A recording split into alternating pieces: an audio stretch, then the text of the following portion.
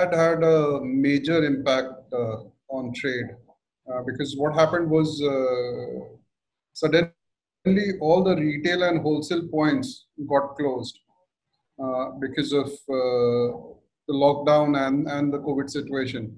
And a lot of these containers were on water.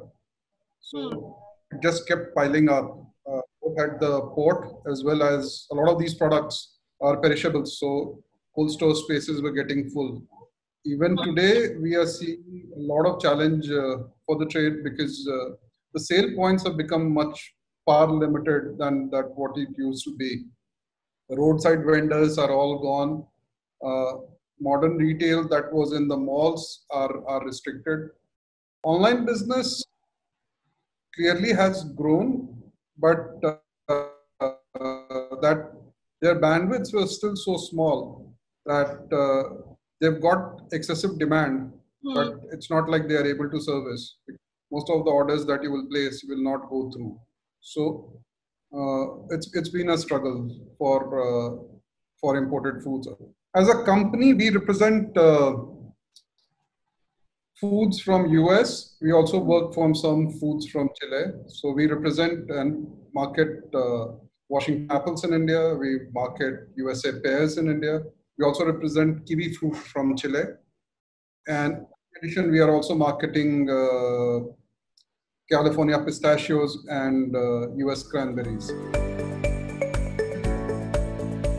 I mean, we all hope that it will happen as quickly as it will, but given how the situation with our graph is in terms of infection and it's very difficult to plan for because we went into a lockdown but when we have opened, the graph is still going up. So, and when you into international trade and when you're looking at international foods, you're talking from the US at least you're talking 35, 40 days. From Chile, you're talking even higher. So for anybody to right now plan what the market situation will be 45 days from now, is extremely going to be extremely tough. We are all really hoping that June, July is anyways considered a low month in consumption because of the summer and other factors. We are all hoping that we would be able to see a recovery, a partial recovery starting August, which used to be a big time for us because Raksha Bandhan was a big time for dry fruit gifting, etc. So we are hoping that we see some recovery in August and that can build into Diwali, which is November 14th. We have a 3-month window there. And all the trade, all the retail is really hoping for some kind of a recovery there. So financially, because we are a consulting firm, so we are okay financially, but the trade, the people who actually buy and sell are in deep trouble. So anything downward of 40%, I would think minimum would be 40%. Higher could be anything. We grew up eating apples in winters. When you say an apple a day keeps a doctor away, don't just keep a doctor away in December, January, February. What about the other months? That's where foreign foods came in and gelled with Indian products and created an ecosystem where the consumer benefited because now you can buy good quality apples all year round. And we also strategically plan our promotions and marketing in a way that we never interfere with Indian season or Indian products. So when it's prime Indian season, it's low Washington season. When the Indian apples are finishing, then Washington and some other origins start coming.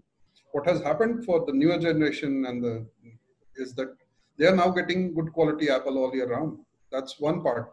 Second is once the market has opened up for the Indian growers, they've seen what the world is up to in terms of quality, grading, sorting, packaging. So you would have seen quality of Indian apples improve over the years as imported has come in. What has also happened with imported is is the price realization for the farmer has gone up.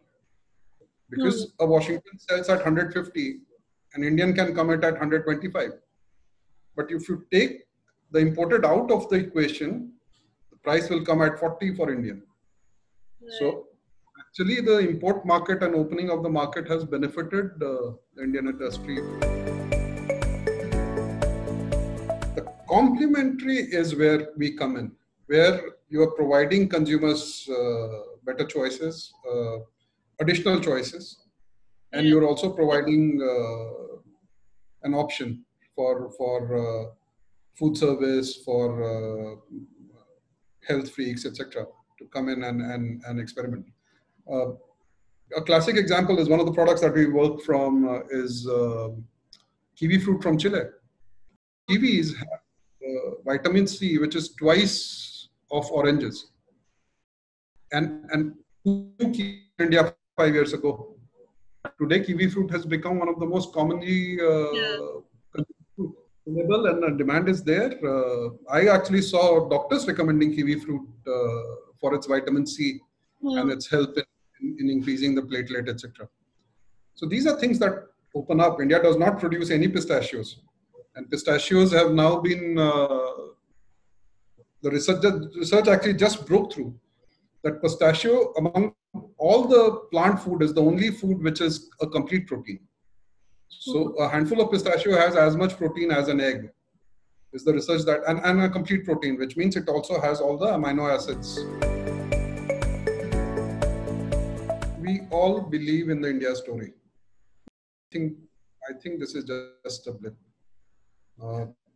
If you look at the numbers, the prediction 85 million families are going to go from a lower middle to a middle or an upper middle. That's like a Germany shifting its consumption pattern.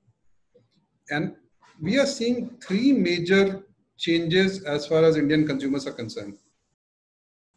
And I watch this space very closely because both as a retailer and somebody who's been working on promoting with consumers, the three major changes that the country is seeing. First is that the young population, the new millennials, are becoming extremely health conscious, and they are becoming somebody who's not averse to spending an extra buck for better quality, better nutrition. But this generation is far more conscious. That's one. Second, this whole concept of Mama Ka Magic is for a change.